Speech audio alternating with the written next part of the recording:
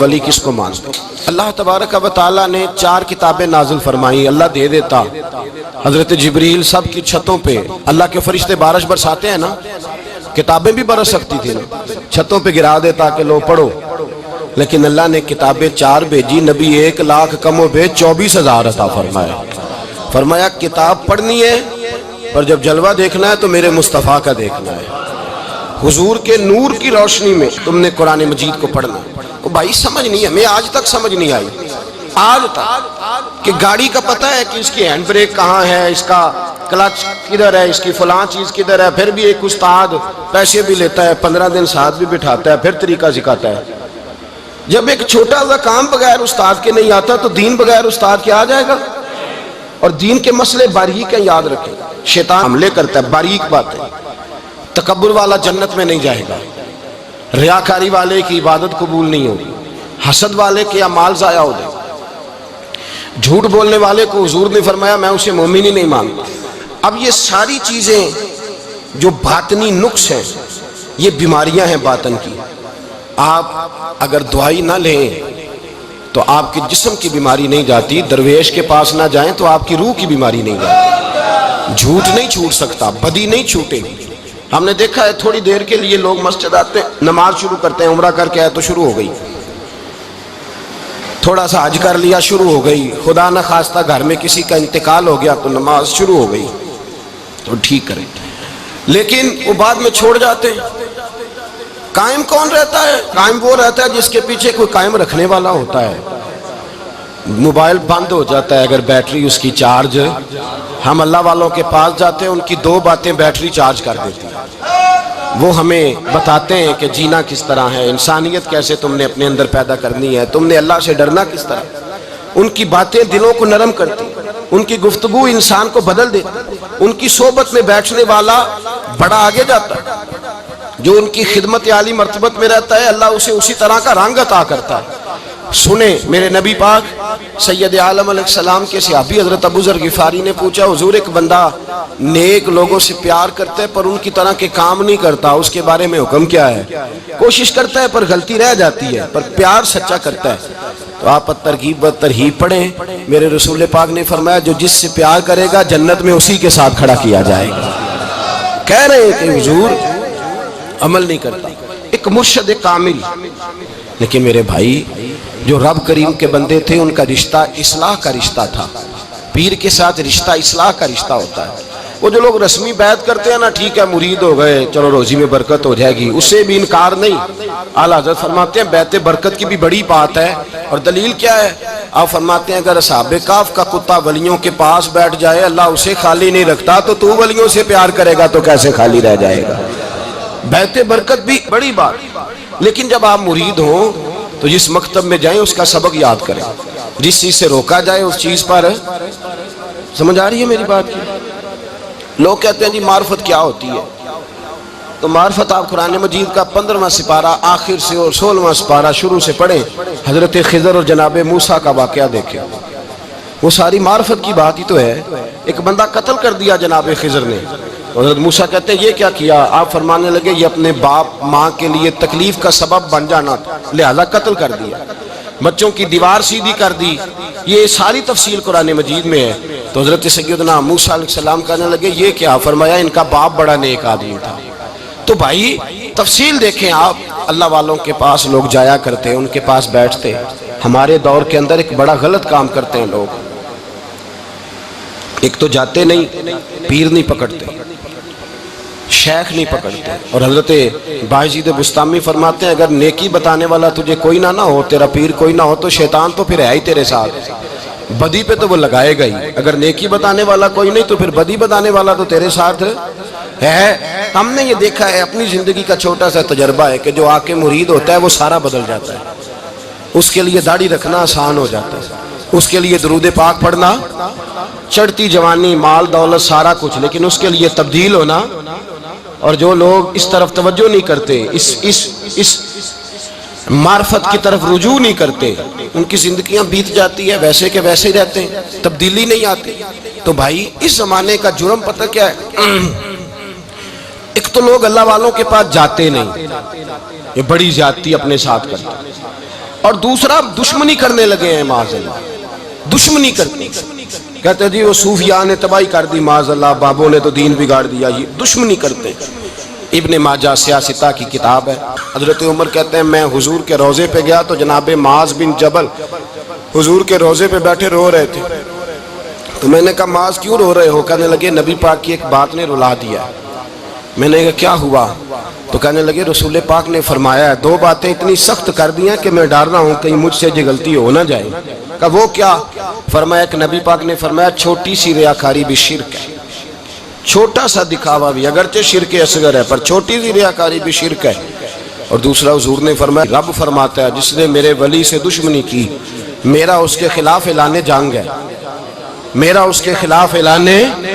دو جرم ایسے ہیں جن کے بارے میں اللہ نے فرمایا میں تم سے جنگ کروں گا، ایک فرمایا اگر تم سود نہیں چھوڑو گے تو جنگ کروں گا، ایک فرمایا میرے ولی سے دشمنی کرو گے تو میں تمہارے ساتھ، بولیے میں تمہارے ساتھ جنگ کروں گا، اگر تم نہیں چھوڑو گے تو میں جنگ کروں گا۔ تو میرے بھائی سمجھ لیں اولیاء اللہ کے پاس نہیں جاتے تو کم از کم دور رہ کے پیار تو کریں، دور رہ کے پیار تو کریں، پیار تو کریں اس کے ساتھ۔ اور اللہ کے ولیوں کی دشمنی بڑی خطرناک ہوتی ہے۔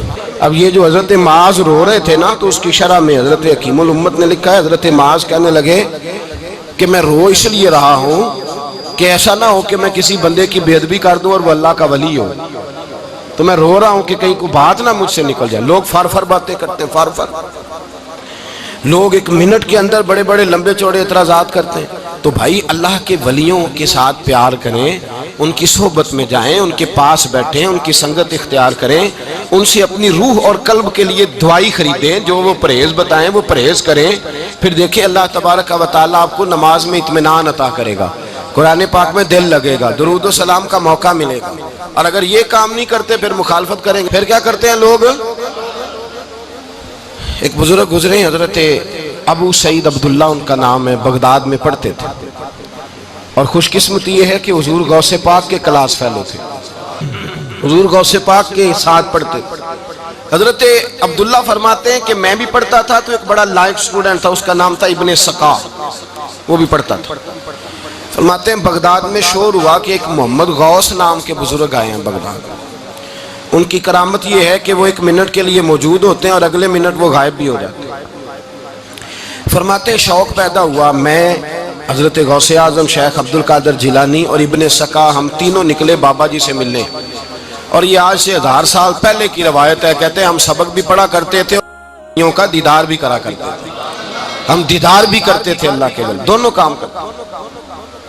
فرماتے ہیں ہم دونوں جب تینوں نکلے نا تو ابن سقا رستے میں کہنے لگا بڑا ولی بنا پھرتا ہے معاذ اللہ، ایسا سوال کروں گا اسے جواب ہی کوئی نہیں آئے گا۔ آپ فرماتے ہیں میں نے کہا نہیں جی میں سوال تو میں بھی کروں گا، سوال تو بولیے سوال تو میں بھی کروں گا، پر میں دیکھوں گا وہ جواب کیا دیتے ہیں، دیکھوں گا۔ کہتے ہیں ہم دونوں بات کر کے خاموش ہوئے تو حضرت شیخ عبد القادر کی طرف نظر ڈالی، کہا آپ نہیں سوال کریں گے؟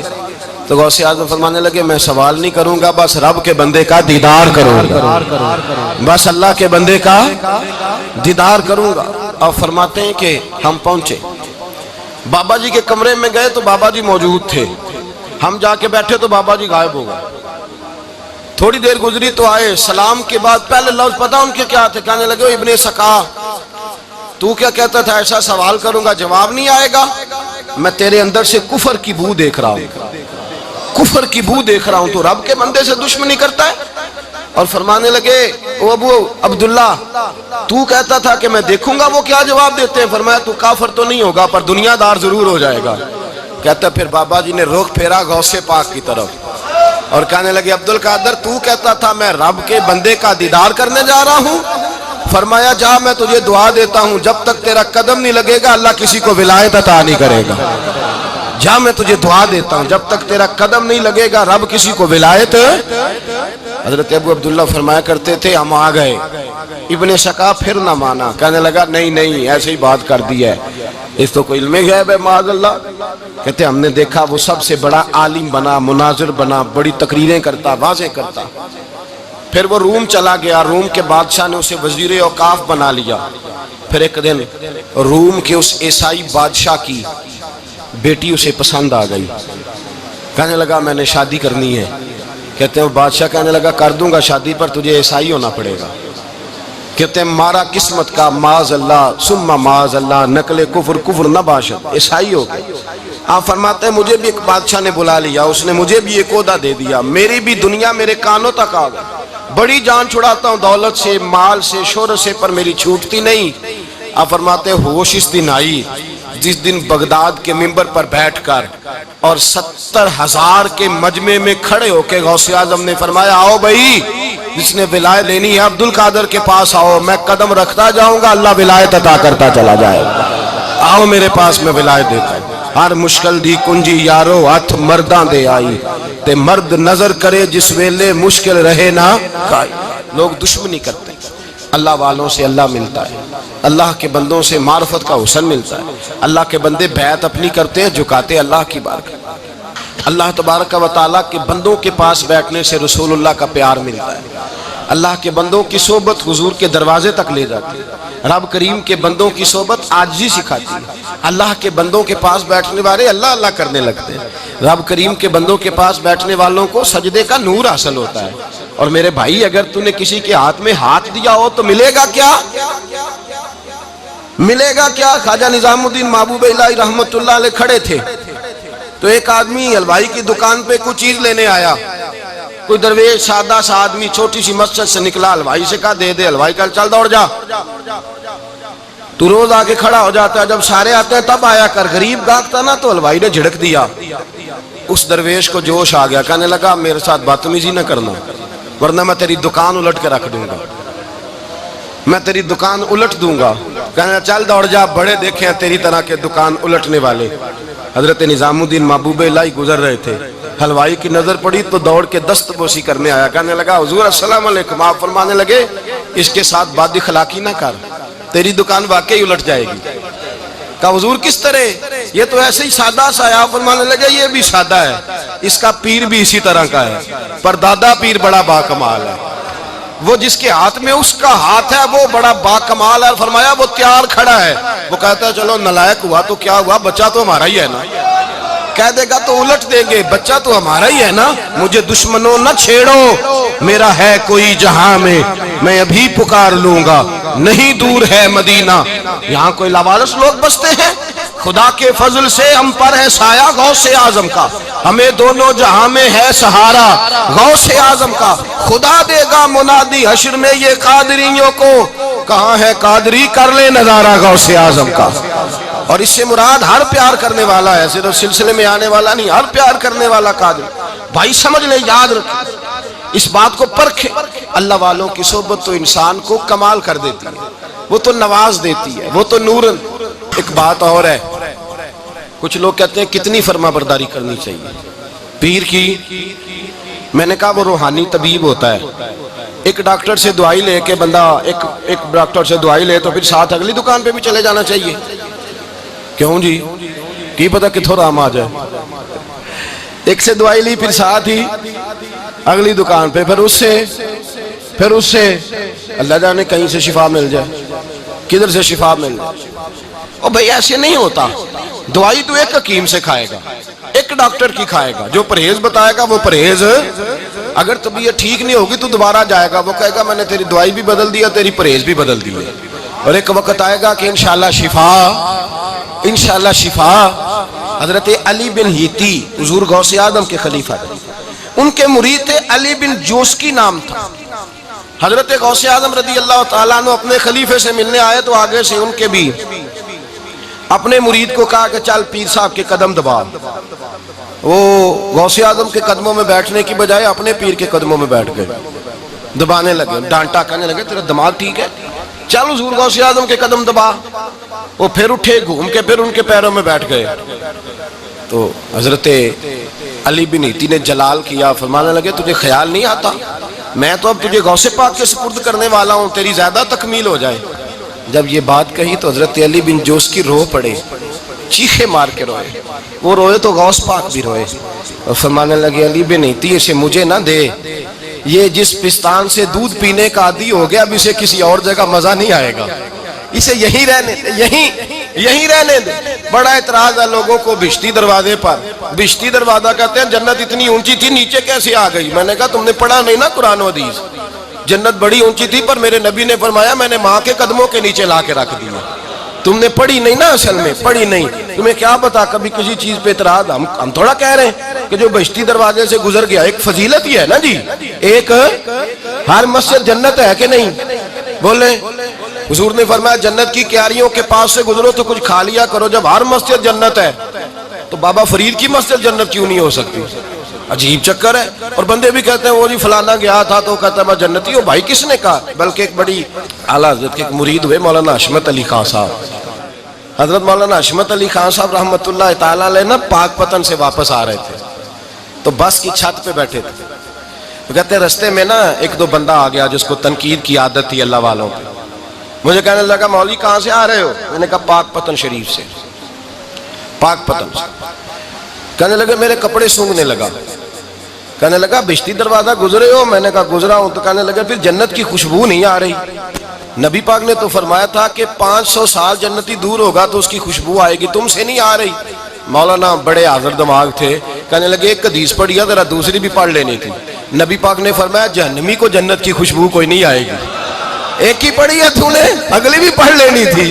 کہتے ہیں وہ بندہ کہنے لگا روکو بس مجھے نیچے اتار دو. یہ تو کوئی تگڑا بندہ ہی جواب دینے والا آ گیا. ایک ہی پڑھی ہے حدیث تو نے، سے اگلی نہیں پڑھی. شیخ کی خدمت، شیخ کی خدمت نواز دیتی ہے. اور پھر ایک اور بات، میرے حضرت صاحب تو حد کرتے ہیں. ایک جملے میں سمو دیتے ہیں سمندر. کسی نے کہا حضرت جی ساری زندگی بندہ کسی کی خدمت کرتا رہے اللہ کا بندہ سمجھ کے، وہ اندر سے جل ہی نکل آئے تو پھر تو آپ فرمانے لگے ہم نے بندے کی خدمت نہیں کی اللہ کے بندے کی ہے. تو اجر کس نے دینا ہے؟ بولے. اول تو ایسا ہوتا نہیں، اول تو ایسا طلب پیدا کریں. آج لوگوں میں طلب نہیں. کہتے ہیں بڑیاں جگہ تے گیا ملیا کچھ نہیں. میں کہتے رہتے طلب نہیں پائی. طلب ہو تو کھانے کا مزہ. اعلیٰ حضرت فاضل بریلوی کا پیر خانہ مارہرہ شریف، وہاں کے ایک بزرگ تھے آل محمد ان کا نام تھا. ان کے پاس ایک بندہ آ گیا پڑھا لکھا بڑا سیانہ. کہنے لگا بابا میں نے بڑی خانقاہیں بڑے آستانے دیکھے پیر کوئی نہیں ملا. آپ مسکرائے. آپ فرمانے لگے تیری نیت ہی نہیں تھی پیر پکڑنے کی، ارادہ ہی کوئی نہیں تیرا پروگرام نہیں تھا. ورنہ تو بڑے بڑے کامل لوگ ہیں، تیرے اندر طلب ہی نہیں. اندر کچھ شے خالی ہوگی تو کوئی معرفت کا نور آئے گا. تو خود بھرا ہوا ہے. کہنے لگا جی بڑی طلب ہے. آپ فرمانے لگے تجھے کہا ہے نا کوئی نہیں. کہنے لگا حضور ہے. آپ فرمانے لگے چلو رات سو جاؤ خانقاہ پہ سویرے بات کریں گے. مرید کو کہنے لگے اسے 5 کلو مچھلی دو اچھی بنا کے. مریدوں نے مچھلی دے دی، پانی کوئی نہیں دیا. ساری رات تڑپتا رہا اور باہر سے کنڈی بھی لگا دی. سویرے حضرت آل احمد آئے، دروازہ کھولا، قدموں پہ گرا. کہنے لگا حضرت جی پانی، حضرت جی پانی پانی پانی. آپ فرمانے لگے سلام تو لے لے پہلے.